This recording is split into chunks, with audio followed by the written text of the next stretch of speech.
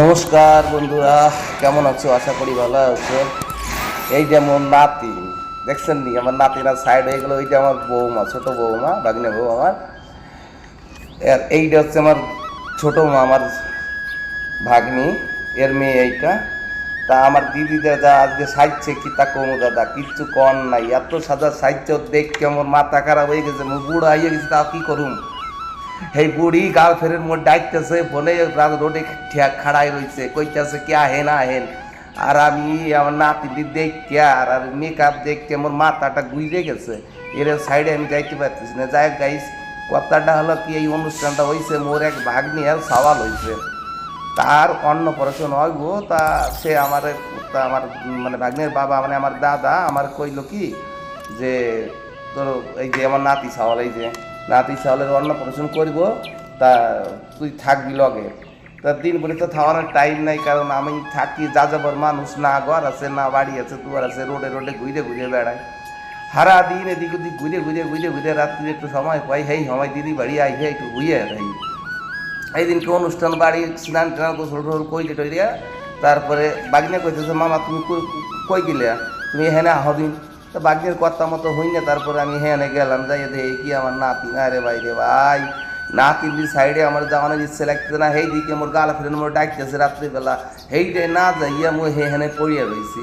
তা যাই গাই সার সকলে তো আমি চিনি নে বেশি, যদিও মোর দিদিকে গ্রাম খুবই যাই হেই হেনে আমি, তো সকলের আমি চিনি নে সকলে দেখি পরে গ্রামের লোকজন।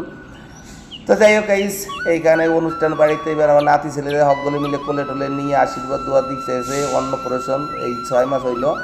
আর এর ভিতরে এইখানে আমার মনে হয় খুব সম্ভব মাঝের নামক ওর বৌমা, আমার মানে ভাগ্নে বউ, আমার দিদির জায়ের নাতিন, মানে সেই হিসেবে আমার ভাগ্নে বউ, যেটা আপনই, সবই আমাকে লগে লগে আপন। তো এই মাঝেরটা আমার বৌমাই হবে।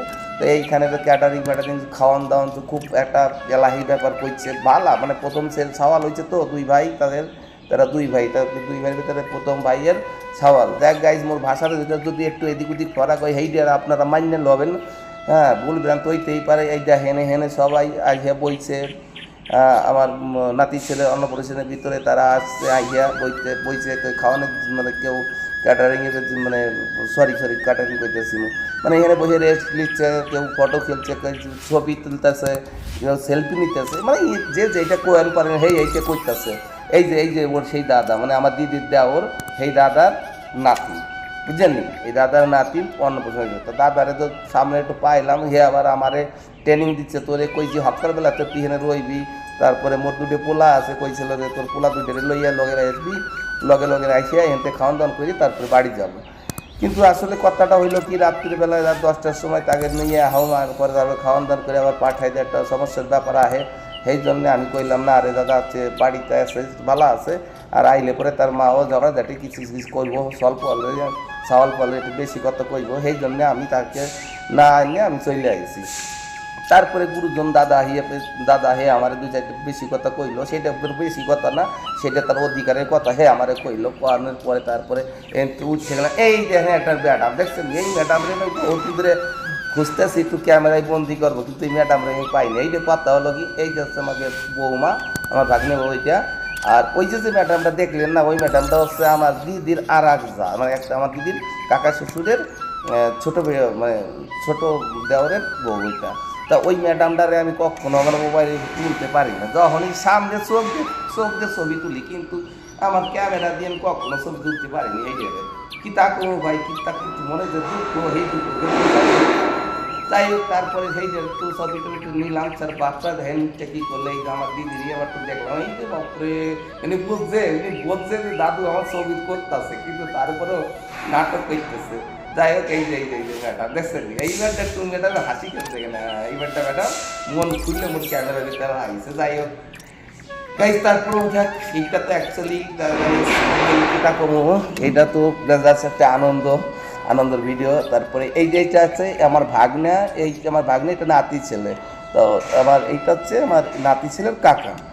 যাই হোক গাইজ, তারপরেও এদিক ওদিক করে সবার সঙ্গে একটু আনন্দ মজা করলাম। তাছাড়া তোর জীবনে কি তা নিয়ে যান নাই, দুনিয়া যে কয়দিন থাকবো সেই কয়দিন একটু আনন্দ ফুর্তি করে দিয়ে চলে যাবো। যাক মোর নাতি ছেলে জানি হক গলে তাকে বন্ধু বান্ধব মামা টামা মাসি টাসি যারা আইছে তারা সবাই কোলে লইয়া এইখানটায় ক্যামেরা মানে স্টেজ বানিয়ে বানাইছিল একটা, যেখানে সকলে হক গলে বইয়া হইয়া ছবি তুলবো নাতি সাওয়াল নিয়ে, এইটা মোর বাগনা এবং এই বাগনার সাওয়াল ওইটা বুঝছেন নি।